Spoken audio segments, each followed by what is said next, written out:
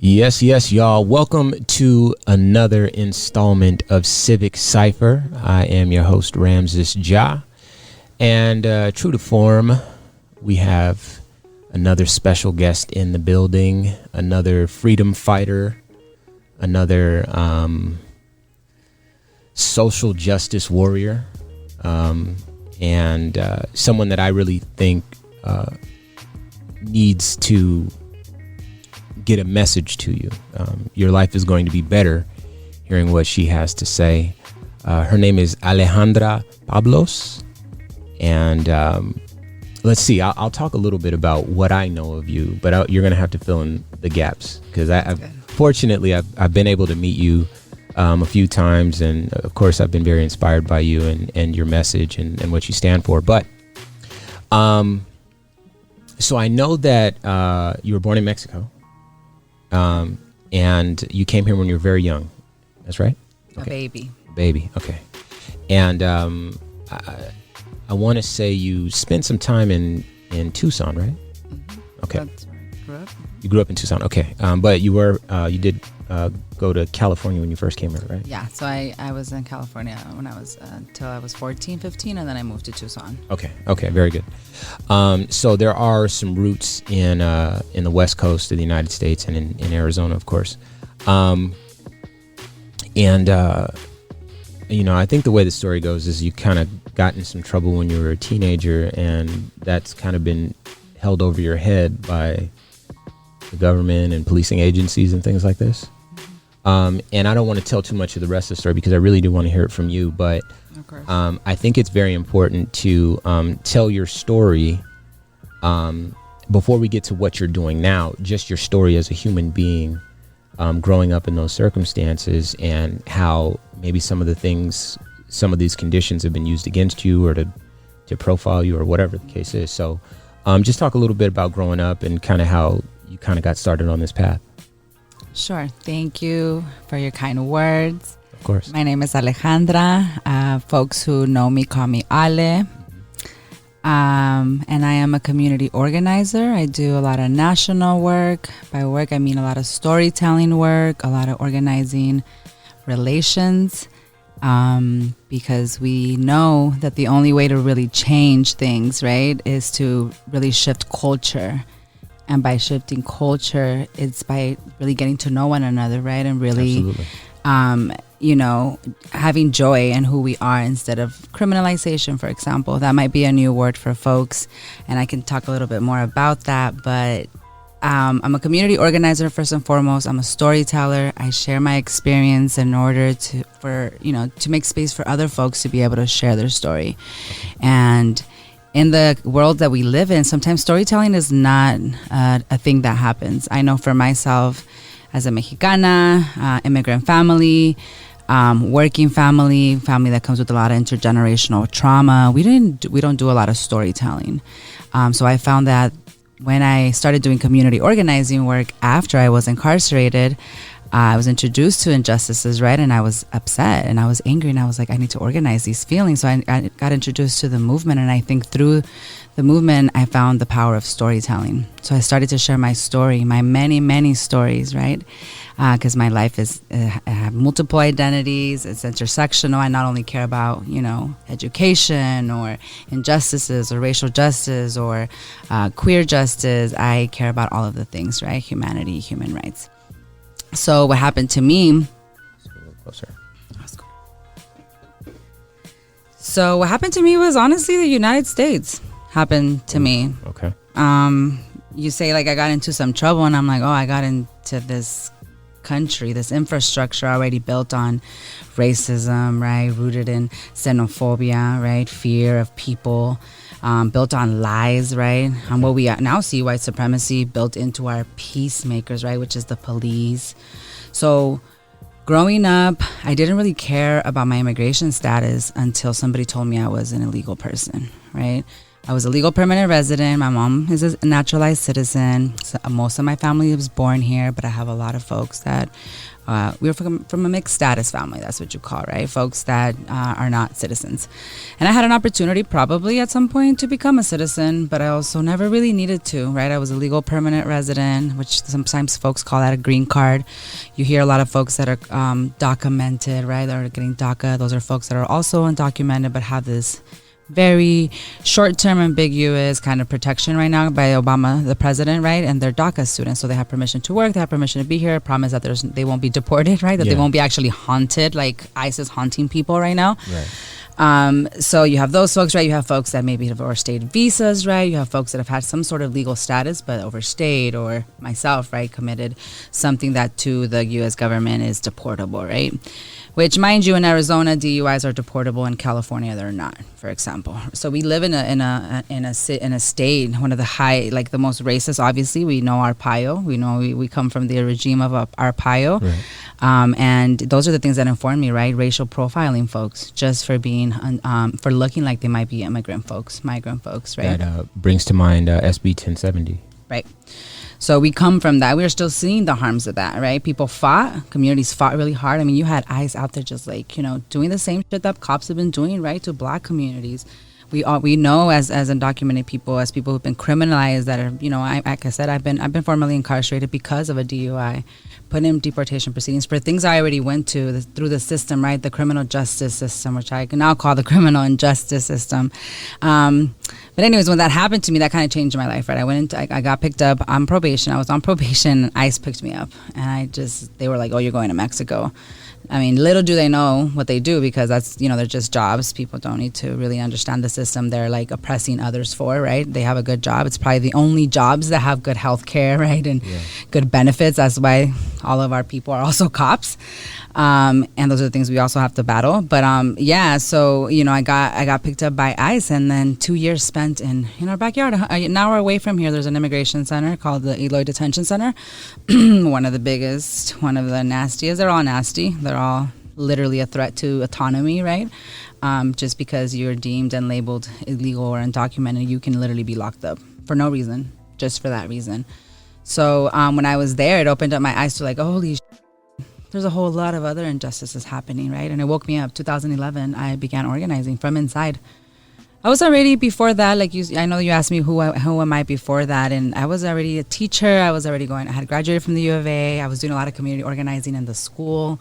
I used to be a teacher for the emotionally disabled students, the multiply disabled students. So I was in the special ed department. Words that I feel like should be more updated, and there probably are. I'm not working in the public schools anymore. So I think I brought those skills naturally when I went inside, right? When I had to be there, I started teaching classes in there. I started, leading all the conversations with the women, translating, interpreting for them, right? Really defending people at the moment, because we would get offered dirty, bloody clothes, underwear, like used underwear that was already used. That was expected to wear. I fought that because I spoke English, right? People inside were like, why are you in here? And I'm like, well, because I'm not a citizen, right? And, so far, whatever. So I started to really see that people that are inside are not people that are doing nothing, right? I should not be here either. Nobody should be there. It was people surviving domestic violence, poverty, right? Abuse, all of the stuff. And then I started to see how bigger it was than us. It was like, oh, this is like that the world governments are doing, right? So then I started to really I didn't want to let it go. I came home. I was there for 2 years, and I was only released. I'm still in deportation proceedings as somebody who's lived here my whole life.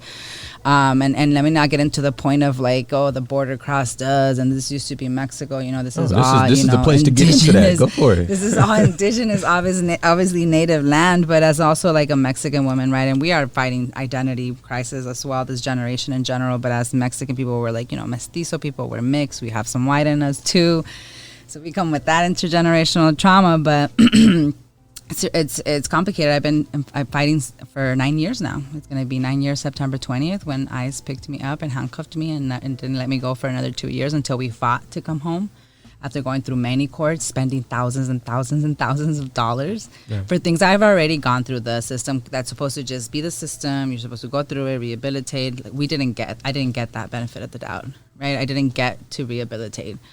The last thing that happened in my immigration court cases, actually, I went through the last court. I saw a judge and the judge told me to my face, like, you haven't rehabilitated.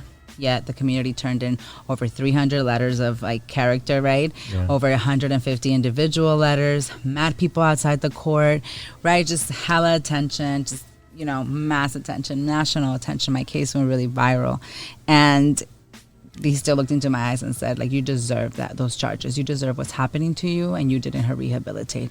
So just that hypocrisy, right? Because again, laws are here for Black and brown indigenous people. People are above the law. The cops are here to protect them, right? They take them down peacefully, and they shoot us just by the color of their skin or how we look. We're a threat, right?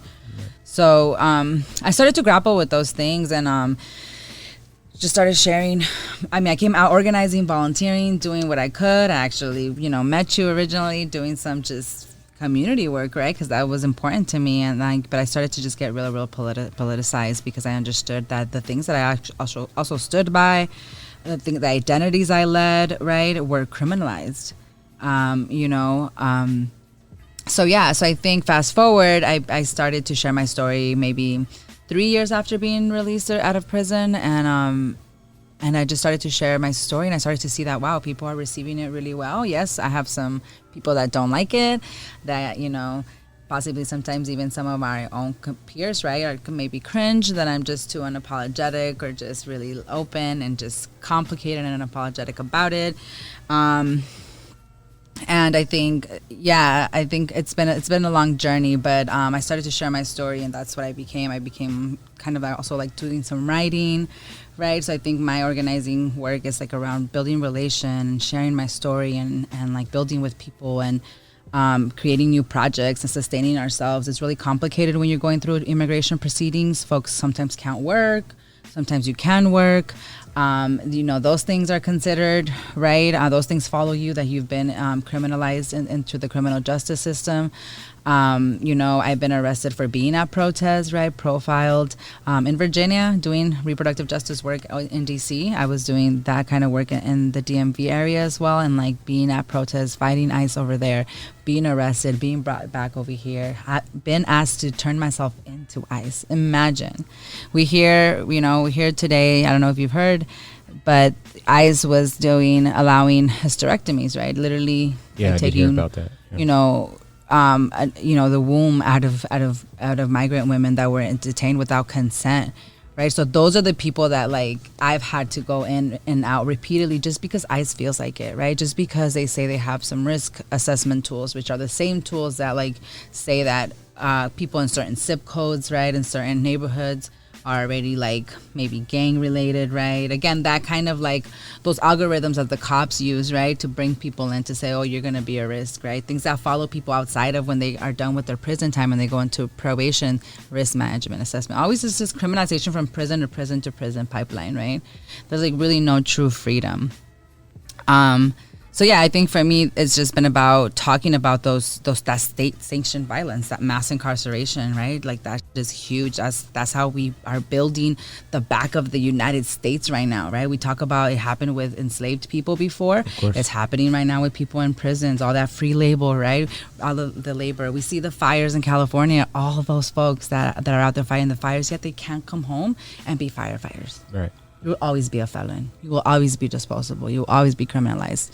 And I said, no, I'm not. And I'm going to bring joy into who I am, and I'm going to share, and I'm going to, talk, and I'm going to do the things that I want to do, which is like, transform with my community, alongside of my community, right? Think of new things, invest in new things, because this doesn't work. We've seen it, right? But I think, again, the people speaking up is a smaller amount of people, right? A smaller percentage, and it's about mass shifting, right? So I think that's why it's super important to bring these conversations to like wider like platforms, right? Wider communities, and maybe not so much folks in the movement. Sometimes we preach to our own a lot. Yeah. And, mad respects to all the community organizers doing work right now with nonprofits, right? And they do their part, right? The folks doing electoral work, they do their part. Is so important to get Trump out, absolutely. But we understand that Trump just really put America's dirty laundry, the United States' dirty laundry, out in the open. Yeah. Right. We've known that we don't sustain communities that care about support, about care, about food and housing. You know that we both met, right, when we were at hashtag lunchbag, right? Doing, exactly. Giving back to the community. That's what we do, right? Those are mutual aid groups, and that's what we do as well, right? We make sure that the people that we're organizing with have all of those things, and it's a holistic type of organizing, right? It's also, collectively for us to heal and empower our agencies together, and that's when we're gonna really shift stuff, right? And I think for me, it's been important to get people to understand my story, because I'm not the only one, right? People are really scared to become U.S. citizens still, and so they are at risk of deportation. Everybody who's not a citizen is at risk of deportation, no matter what. You can't be doing anything, right? If you have a traffic stop, it can put you in deportation proceedings at this point. So it's really, really wild to see people just. I don't know if you saw Immigration Nation. I have not. You gotta see that. It's so wild. I was don't see it. I don't want to see trauma porn. But Immigration Nation really highlights how nasty ICE agents are, these cops, and what they're doing, their tactics to literally follow people around to arrest them. 70 or 80% of the people they arrest is collateral. They were looking for someone else, but everybody else just happened to be undocumented. So they're rounding everybody up, building up those beds in the mass incarceration system. Let me ask you this. Now, of course, I know the answer, but what do you say to someone who says, if you want to come to this country, just do it the right way? Because that's a popular thing, a popular rebuttal whenever you try to point out these injustices. So if someone were to say to you, just come to this country the right way and there's no problem, what do you say to that? Oh, man. Well, first I say, got a lot of work to do. We still got a lot of work to do as organizers, and obviously people in general, because if you really, really looked into it, you really cared, you really, wanted to have an answer for that, because I feel like it's a very lazy answer. I think it would be that there is really no right way. My tia, my mom's sister, has been waiting for any type of legality, and it's been over 25 years. Exactly. Right. Exactly. We see the racism in who gets to be allowed. You have a list of and also because Mexicans are right next door, we're also really low priority on any really relieves or applicants to come, and there's Sure. lotteries and all this, Mexicans, Filipinos, right? The worst of the worst are, of course, not, they don't get a lot of lottery tickets, or, it's really complicated. But it's, again, we got to look into that. We can't just say, oh, do it illegally, do it the right way. There is no the right way when literally the system is racist in itself, right? When right now we're seeing a lot of white immigrant people getting more permissions to come, right? When we're having bans all day, when we literally right now at the border of the United States and Mexico, there's a refugee camp, the worst of these kinds of the world, and we have it. And of course, the administration and the media, right? That's right wing, because the right wing owns the media. That's why it's important for you to have this radio show, for us to create more programming around this, for us to have our own media centers to talk about and have our own analogs, because one day they're gonna take off the Wi-Fi, and we need to make sure we know how to put our radio right literally on the antennas. But right now, literally a refugee camp at the border. People are literally being raped, robbed, hungry, intense in summer, intense, right? And we've denied them their human right to ask for asylum. And literally this administration and Trump is above the law. Right, so people say, I've broken laws? What is literally happening? But we get criminalized, right? I'm disposable. So I think it's a mass shift on this is bullshit, right? What is this democracy? Who's a part of it? The Constitution? Who are these men? Clearly not us, not people of color, not black and brown and indigenous men, So you start really to think what the is going on, and you start. So I think for those people, it's just it's time to do some real work, real research, right? And if you have that much privilege to be such away from communities that, you know, that you really don't understand why we're where we at, right? Why people are desperate, right? Why people, like, literally why we're begging for $15 an hour when we know that burgers are $15, right? Like, if you really, like, have that privilege, then it is going to be difficult for those folks to open up, right? But are we talking to those folks? Right? Is that my audience? I can't turn everybody to, you know what I mean? I got to talk to our people, right? Our people that are right there. Still, our people next to my neighborhoods that are calling the police, right? My own people, my own family members that are pro-cops or pro-ICE agents. You feel me? Like, we got a lot of work to do. The revolution starts at home. Absolutely. Right? In our communities. So I want to, if you're just tuning in, our guest today on Civic Cipher is Alejandra Pablos. I want you to talk a little bit about Mi Gente. And your work with Mi Gente. Dope. Mi Gente is a Chicanx, Latinx digital organizing hub, a network of super dope healers, organizers, artists, you know, just activists, advocates, pro-black, pro-worker, pro-mujer, pro-queer, all of these pros, right? Because we need to say them. We need to say them, right? And we need to be out loud about it, and we need to bring joy in all of our identities. So it is an organizing hub. It's my political home, one of many of my political homes, but also one of my favorites. Okay. And it's where I've learned a lot and developed my organizing, been informed by. Mi Gente right now is doing a Fuera Trump campaign. I know that they are obviously, you know, have the voice and the platform for many Latinx people, whether you identify as Latinx or not, you know, the diaspora of Latinidad and brown folks, they're really taking up that space. Somebody has to do it. It's super important. And Fuera Trump is one of the biggest campaigns they have going on right now. I think Mi Gente has also just been leading in, like, culture shifting, really bringing in. I was really fortunate enough to, you know, I'm a member obviously, and they supported my, obviously, and organized and led my campaign to come home when I got rearrested. So I talked about earlier 2011 being arrested. I came home after 2 years, and then I got rearrested in March of 2018. They led my campaign to bring me home. That was because of the arrest in Virginia. Is that the Keep Ale Free? Yes. Campaign? Right. Okay. So which is what's currently happening, which is keep me from jail, right? You know, clearly we there's little freedom. But real quick, I want to say this. If you have your phone near you, go ahead and type that in. Hashtag Keep Ale Free, KeepAleFree, and just look at what comes up. It's massive. Yeah. You're a very special person, and obviously this story has resonated with a lot of folks. So yes, yeah, it's super dope. I have a lot of creative friends, so they made that pop. There was a countdown and everything. So yeah, follow the hashtag. Also follow me on Instagram. I actually just changed my name. My Instagram, it's Emotional Gangster with a Z instead of an S. I feel like that's easier to say than the one before.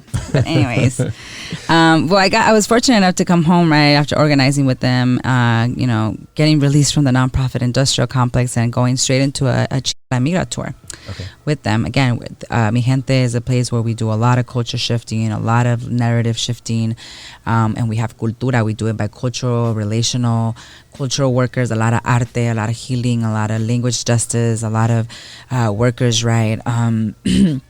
So I got to host a tour, and we got to tour through the country. I think it was around 7 or 8, maybe no, like 9 places. And we filmed. I hosted, and I interviewed other organizers, other community members doing resistance work, because at this moment in 2018, Trump was in office. I mean, it still is, but he was going hard body on bans, on communities, on 287G programs, which are contracts between ICE and cops to work together to, like, trap community members and deport them just for being them.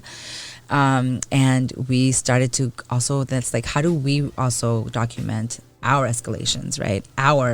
We're going from knowing our rights, from knowing our power, right? To, we've seen people create body walls, you know, to stop ICE from getting people. We understand right now we're not in a moment where we're questioning if ICE is needed. We know they need to be abolished because of the terror that they bring in, right? And immigration does not have to be, like, we don't have to criminalize immigration. That's what's happening. Trump is literally criminalizing the right to migrate. So I think it was amazing to do some of that work, right? We documented that. We have a bunch of series. So if y'all are listening, please go to chingalamigratour.com. You can also find it on the Mi Gente website, but you can go and it's a series, and we have they're like 5 to 6 minute little short films.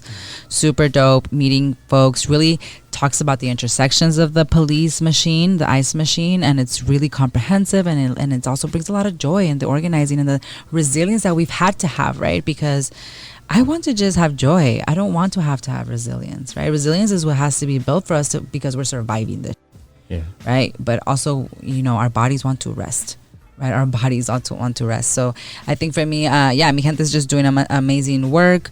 What do you like about Mi Gente?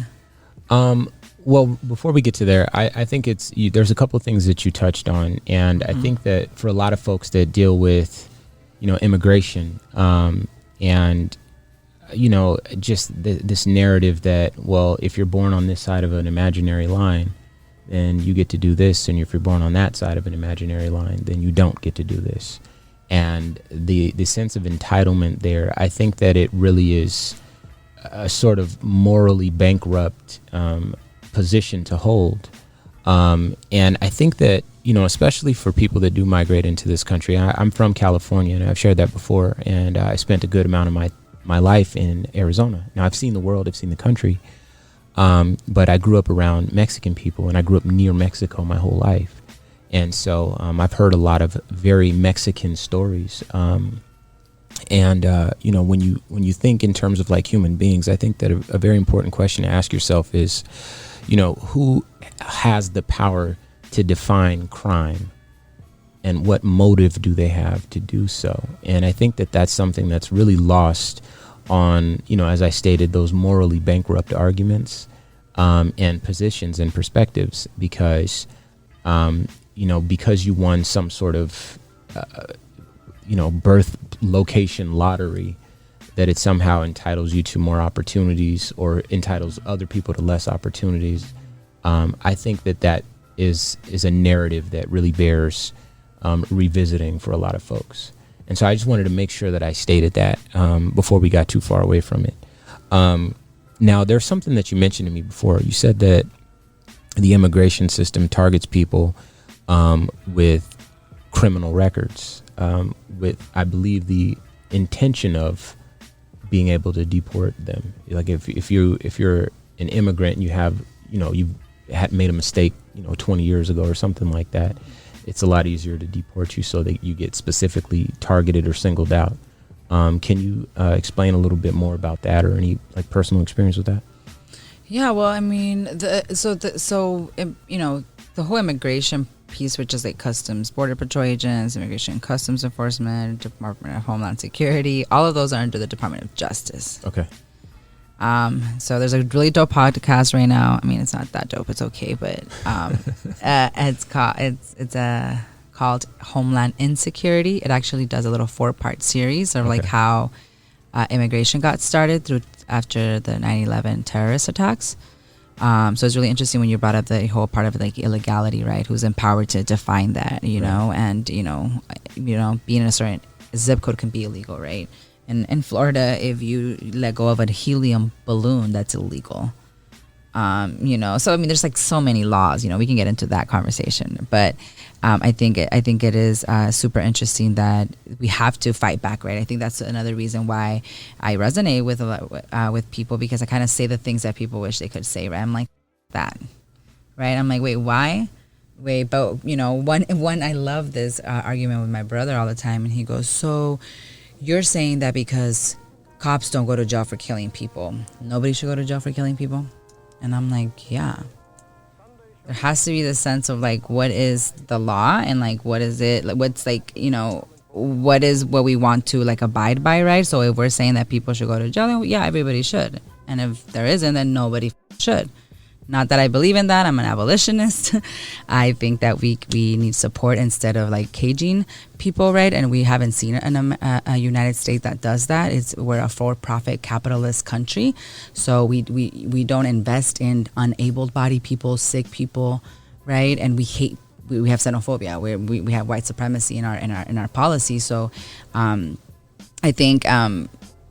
yeah, I think it's just really important to talk back and to talk about criminalization, to really talk about how we criminalize people, how we ourselves are policing each other, right? And I think that's why, again, I do what I do on my social media, and I talk about all these things, and I talk about, for example, even things of like, I don't want to shave my legs, and I'm going to be completely like hairy, and I'm going to push back on that. And, and that's even interesting sometimes too, right? The pushback that you get from your own people. My mother hates it. Body hair is like, oh my God, you're the nastiest thing ever. But it's a moment to really talk about why, right? Why do we criminalize? Why do we force bodies to be different, right? Why do people get to be like, that's my preference, right? When it's like we should be like accepting people at all times, right? And it's, again, this capitalistic world, right, that's forced, us to like abide by those like beauty standards, right? So I think it's not just, this particular just immigration work that I do, right? It's just more like holistic, like, and pushback on patriarchy, right? On like policing bodies, on telling people what they need to do, right?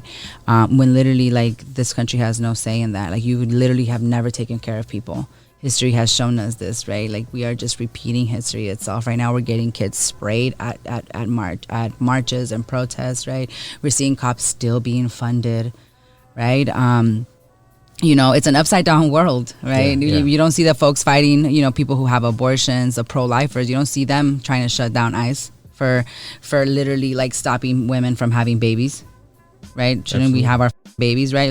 So it's very upside down. So I think the important part of like the work that we're doing right now is, again, that it's like now in a bigger, more awakening, right? More people are interested in learning. More people are also open to learning, right? But abolitionist folks, folks way before me that I've been learning from, have been talking about this, right? Have been talking about the whole culture of the prison industrial complex, right? We hear the nonprofit industrial complex, all these, like, just to show that there's infrastructures that are allowed to just like keep status quo and keep people in poverty, right? Keep people like uninformed, right? Not, in so much trauma that they can't even walk in their power. And that's why we're here, and that's why storytellers like ourselves exist, and it's super important. So I think for me, my immigration status unfortunately has become my identity. Right now, this is what I do now, is I talk about my story. I fight, I try to deconstruct and give space for, political education, for people to learn through my experience, so that this doesn't happen to other folks, to share resources, tools, etc. But I also wish it wasn't, right? I also want to do just other, right? Like, I'm in the middle of a playwright. It's about my experience. I'm working on a podcast. It's about immigration and deportation defense work. And we want to like use that podcast and knock on doors to really talk about deportation defense. And so, right. So like my whole life changed because of this huge like barrier in my life, and like, it won't go away. Right. It's been 9 years, ICE is still there. People are talking about freeing folks, right? We have the campaign, Free Them All, follow that hashtag as well. Free Them All. It's talking about releasing everybody from prisons and jails, right? And they're not doing that, right? They're not releasing nobody, especially you would think they were in COVID time to go to go social distance and stop the spread. No. It's actually incubated it, right? And kept the spread up. So in this place, like, we're literally trying to live with COVID, like, in like not other countries where those countries have tried to get rid of it, It's just, so it's really insane because, again, who gets to be above this pandemic? Rich people, right? Wealthy people that get to be at their house all day long in space, right? We see it here in our areas, in our streets, unsheltered people. Policing, like, going and over there and harassing people in this moment. Where are they going to go? When we literally have not invested in universal housing, right? So talking about things that, like, people are like, what do you mean universal housing? And it's our duty to insert these creations, because if we can imagine them, we can create them. These policies that are racist were created and imagined by racists. Yeah. Right? So we need to be the ones doing that, and we need to be at the table. So that's why it is important to do electoral work. It is important to do all the work, the cultural work, the organizing, the knocking, the workers' right work. All of it is important, and we need everybody to do a piece of it, right? It is not enough for you to be at the crib watching TV. TV sucks. Yeah, listen to the radio. Facts.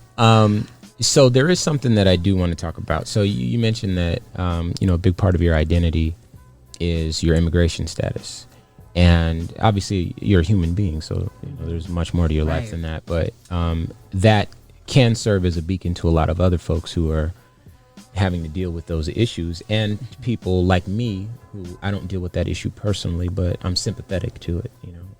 As I stated, I kind of spent my whole life around people, a lot of whom have to actually deal with that, or have some relatives that have to deal with that.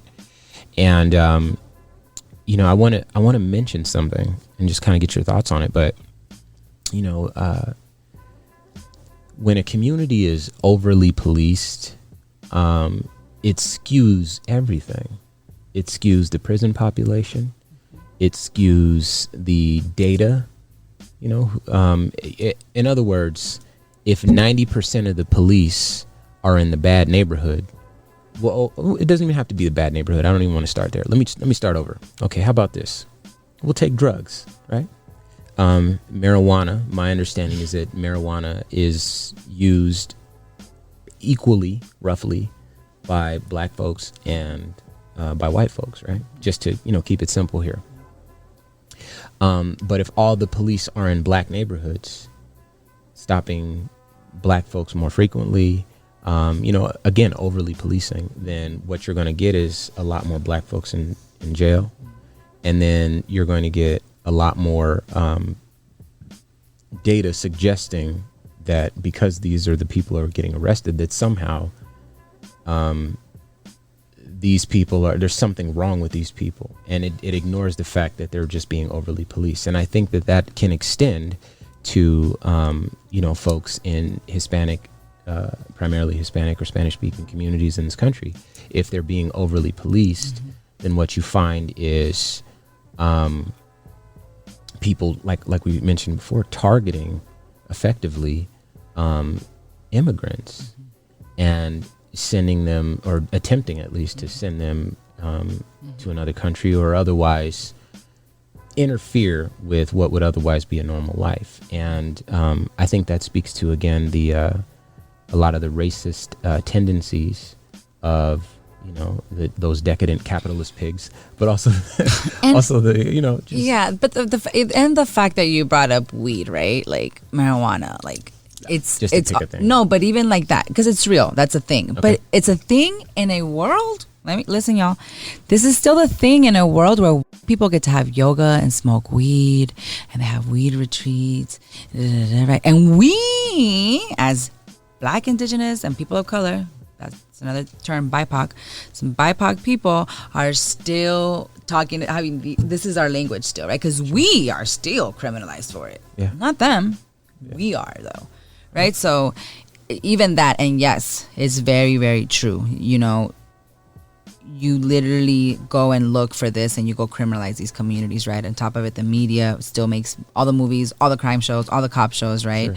Add to that. But yes, that's very true. And also, to me, my thought when you said that, I was also like, yeah, and also for that, I really need alternatives, or I don't really need you to criminalize anybody. Leave people alone if they want to smoke a little bit over there or something. You know what I'm saying? Right, like, sure. Absolutely. People do that. My thing is, like, people get so upset over us having some regular basic rights when they literally live in an abolition world already.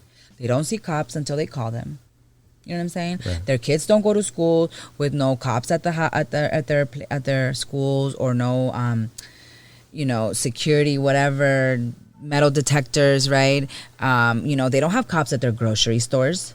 So we can go on and on and on, right? But they cross borders. They can go and be residents and citizens in my country easy. Right? So like why don't people want that for us? This already exists for people, my dude. Like, I don't understand. Right? So it's bigger than like, can it be done?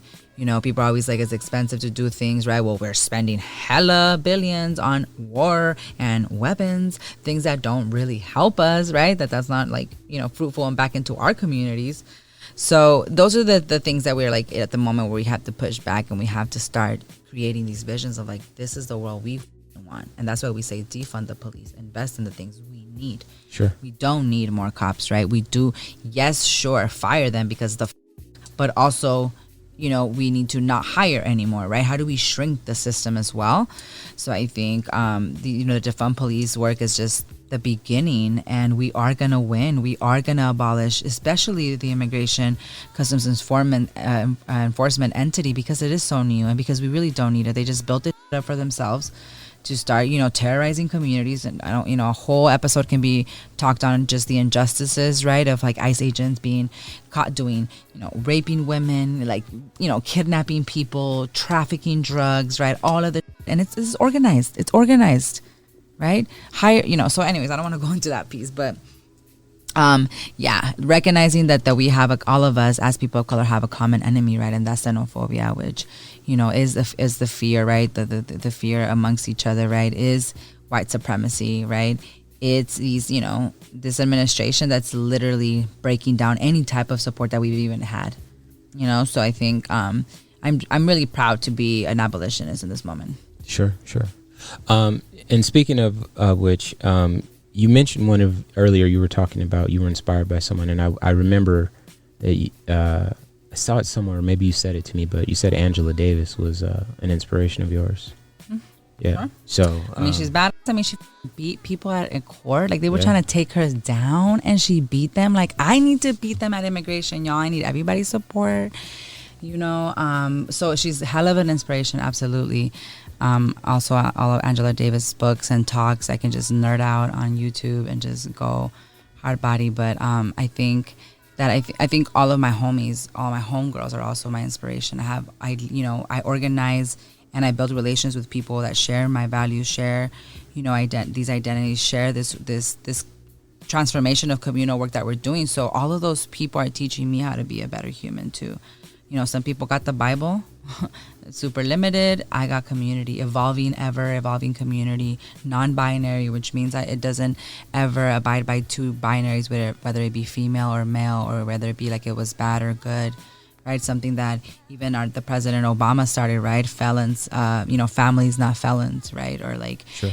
So always pinning people, right? DACA, right? People, these kinds of students deserve legalization, but the rest are disposable. There's 11 million plus of us that are non-citizens, so I think the fact that people are opening up these conversations, are fighting back and being like, even if I haven't had a bad interaction with the police, like that, I see that there shouldn't be these deaths, and so forth. So that's actually what I wanted to touch on. So we've mentioned a lot of things about race, about black and white, or Hispanic, or how do you say it? Latinx. I like that. I do. And white, and how white people do this, and black people do this, and Hispanic people do this, and so forth. But let's say that the person listening to this right now is white or black or whatever. Which, by the way, if you're just tuning in, today's interview on Civic Cipher is with Alejandra Pablos. But the question is, what is it that this white person, can do to help, change or contribute to, the recentering of the moral arc of the universe, or at least of this country?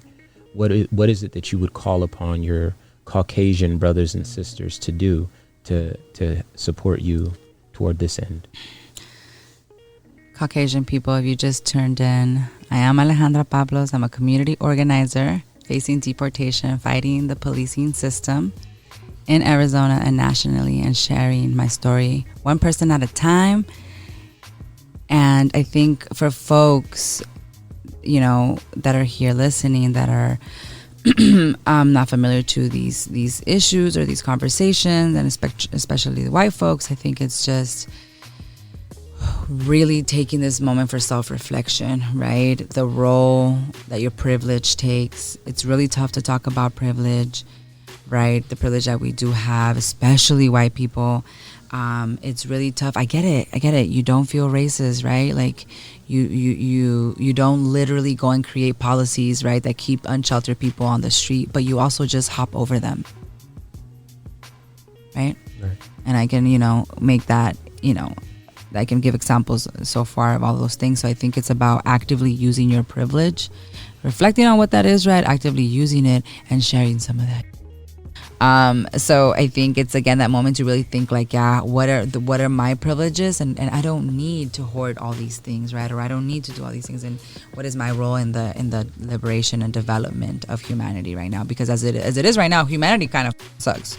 especially if Trump gets to define it, right? Literally, Trump is the face of us, all of us as a collective in this country, right? The way that it is, and like that's what we're showing, you know. So I think that's your people. Like, have y'all checked in with each other? Like, have y'all talked to each other? Right? So it's just really like, you know, organize your people and like do better. You know, it's not enough to have a good heart and love people. Cops do that. They have good hearts with their families and they love their families, but they kill people on the streets. Right? So it's actively really like, you know, being in relation with people and doing what you can, at least, even if you're outside of communities, to share that privilege that you have, to give back and not charity, right? But also just like balancing equity. Absolutely. So reproductive justice, I want you to touch on that. Like, how did that become central to your message, and what is it that you are hoping for? Yeah, reproductive justice. I love that. It's so sexy. It's rolling off my mouth. Reproductive justice. But yeah, I think when I first got introduced to that framework, I was like, oh, that's me. I totally live at those intersections. So it's very simple. Basically, I was here in Arizona, in Phoenix, or in Tucson. I'm sorry. I was working at Habitat for Humanity. I had just been released from prison. I'd done 2 years. I was 2 years to do a probation coming out. Mind you, I still was already like, you know, locked up, all that. They had given me 4 years of probation for this DUI. Who gets 4 years of probation for a DUI? And I got a felony for it, like my first one. So already hella racial disparities when white people came in and did like 24 hours, you know? But so yeah, I came out of prison, and I just was organizing, right? And I knew I had 2 more years of probation, and I was like, as soon as I leave, I'm gonna go work in DC, because I went to go do an immigration campaign there.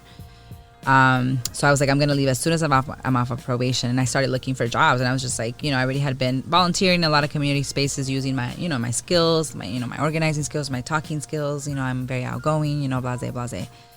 And I got an opportunity to go work in DC. I started doing voter suppression campaign, and I also got an opportunity to apply for a reproductive justice organization. The National Latina Institute for Reproductive Health came across me, and they were talking about, you know, the Latina Institute is about, working with Latinas to have political, social, economic power. And I'm like, what the is that? I'm like, I want that, you know, political, economic, social. Yeah, like fights for like autonomy, the right for women to have and to create the lives that they want to, have families or not, when they want to, in safe communities. Sure. And I'm like, what? That's what I want. And then I'm like, and then they're like, and we're also fighting the stigma of abortions, because abortion is at the forefront of reproductive, you know, blah, blah, blah. And I was like, oh, I've had some. Oh my God. And then I just applied, and then I was like, I'm meant for this job. And sure enough, I applied for it. And literally my story, my experience being incarcerated, because literally if I'm talking about autonomy over my body, right? What's the direct threat? La policía y la cárcel. Jails, prison, and police. I can't ever be safe. As a brown, undocumented, legal permanent resident, or as a black person, right? Like, yeah. You know, literally forcing black people and kidnapping black people from their countries, right? That was like the birth of reproductive injustice, right? In this country. So anyways, I saw this organization, and I was just like, what the this is all me, like this is so bomb. And you see a bunch of Latinas, you see a bunch of people in like blue, and they're like, their shirts say poderosas, and I just was like, oh, this is my. And I interviewed, and I got the job. And I organized for almost 2 years in Virginia. And I started to really just learn, whoa, what did it mean to share your your abortion story out loud, how empowering it was, because I never shared it before, and how many women were doing it. I found out that 1 in 4 women have abortions, right? People, not all people that have abortions are women. And so then I was just like, oh, totally. And I started to just like find so much power within my sharing my story. And then I started to really understand all of the issues. It wasn't just abortion, reproductive justice, right? It was the fact that, again, there's threats to my autonomy. The fact that either you're an immigrant or not, you can actually have like an ability to get a good job, right? Like that actually matters. Like your kids can actually travel if you're undocumented. Like, you started to really see like, oh, there's like tiers of like human rights in a sense, right? Yeah. Classes or whatever. But you're like, wait, but we're like the most powerful country. Like there's no way, it's you. And you start, that's what you really come at it with. And then you're like, no, actually it's systemic.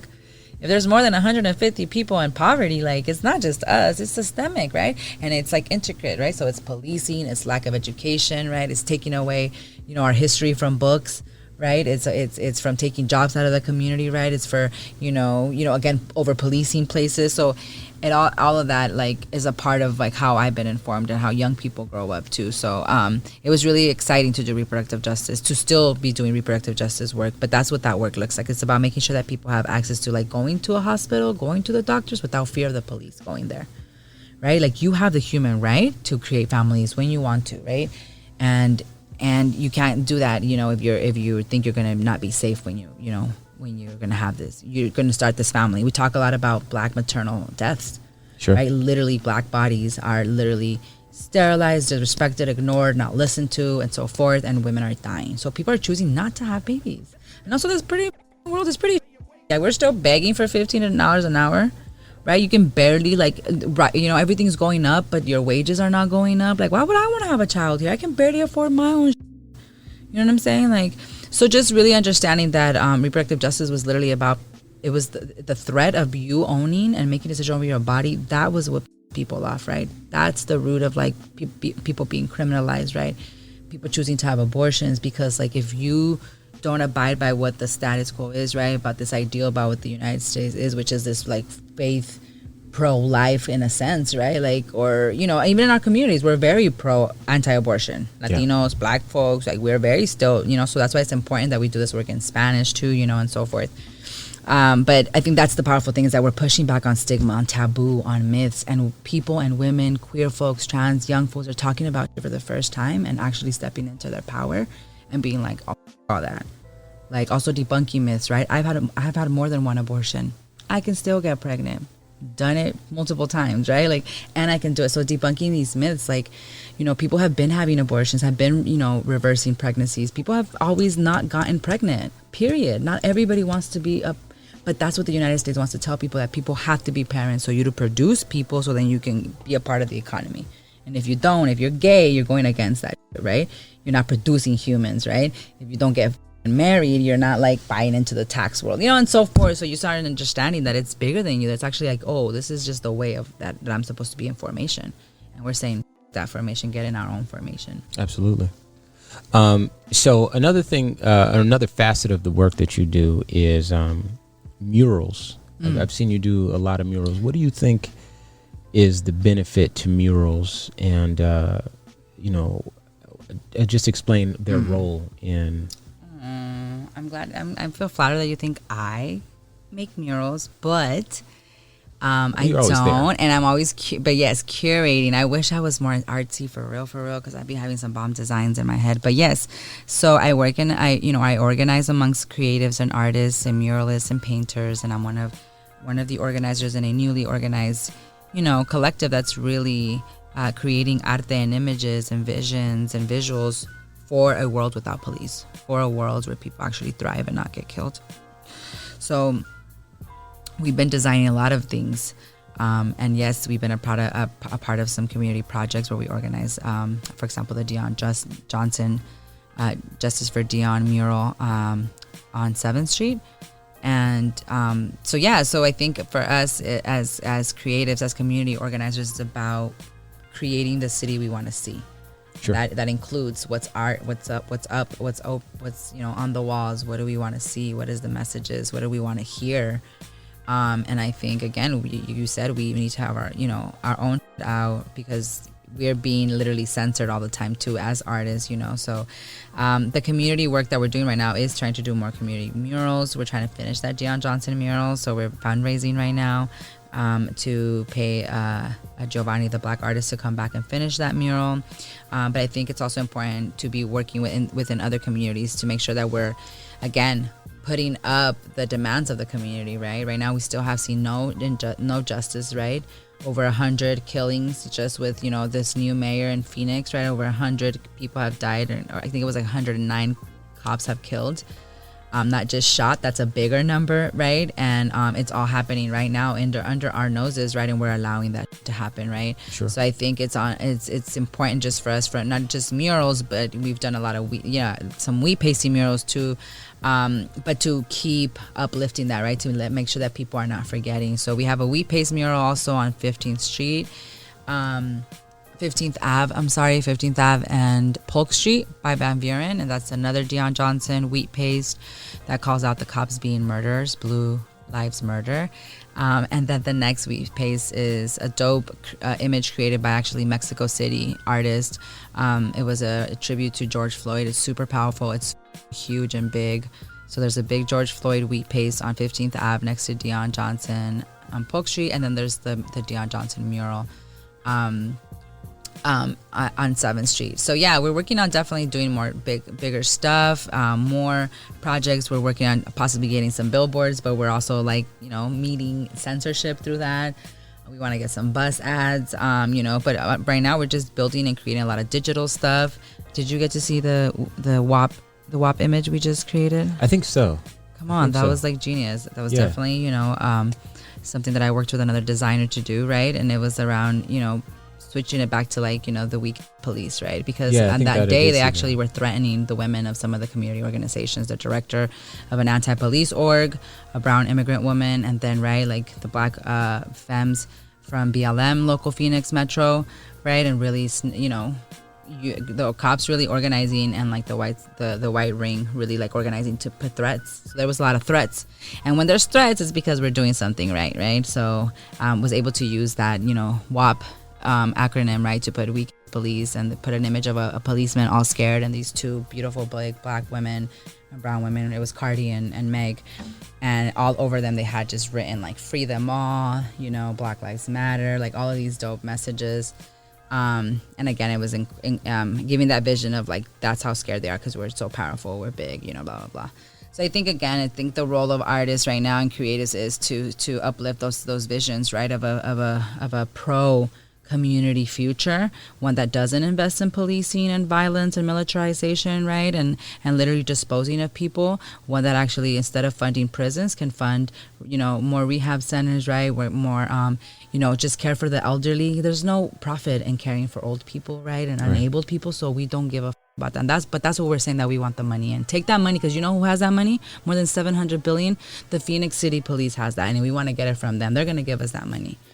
And that's the goal, that's the vision, and that's the mood every day, and that's what we're trying to invite all the folks, to get with that, because it's not just about getting cops to lose their jobs, although that is the goal too, is to shrink the system, to not need them to have cops. And your fathers, your uncles, y'all, they're not going to be jobless. We're going to be creating other things. They should also probably go through some heavy unlearning after being cops before we let them work in our community. Sure. But the thing is, we're going to be creating jobs and new systems. So y'all can go be counselors or some coaches or some builders or something, There's other things. Sure.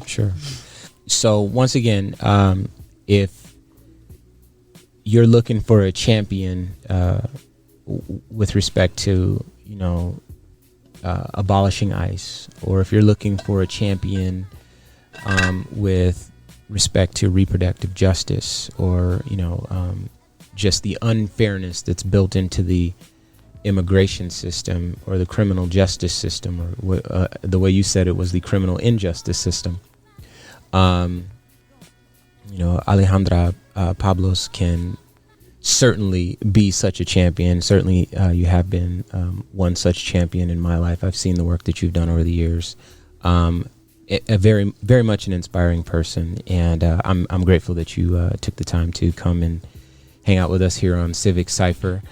But before we go, just know that this show exists for the community. So if you have any questions, you got any topics, anything like that, you can hit civiccipher.com or follow us on all social media at Civic Cipher. And also, don't forget that this show is also supported by the community, so you can also donate through the website. We made it very easy for you to do all that. And before we leave, one more time, make sure that you hit your social media so people can keep up with you. Yes, y'all. So get on Instagram, Emotional Gangster with a Z, not an S. And I'm also on Twitter. If y'all want to with me on Twitter, Ale La Plebe, ALELAPLEBE.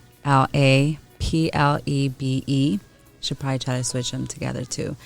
So I'm really excited that if folks do follow me, go to the website keepalefree.org. I also, update there, but my social media, Instagram is the best way to get connected and to get access to resources and just like this, conversation and this love that I also share. Absolutely. You're an inspiring person. And once again, Thank thanks you so for much. coming to hang out with us on Civic Cipher. Be sure to check us out next week, same time, same channel. And until then, you guys take care of yourself. Peace.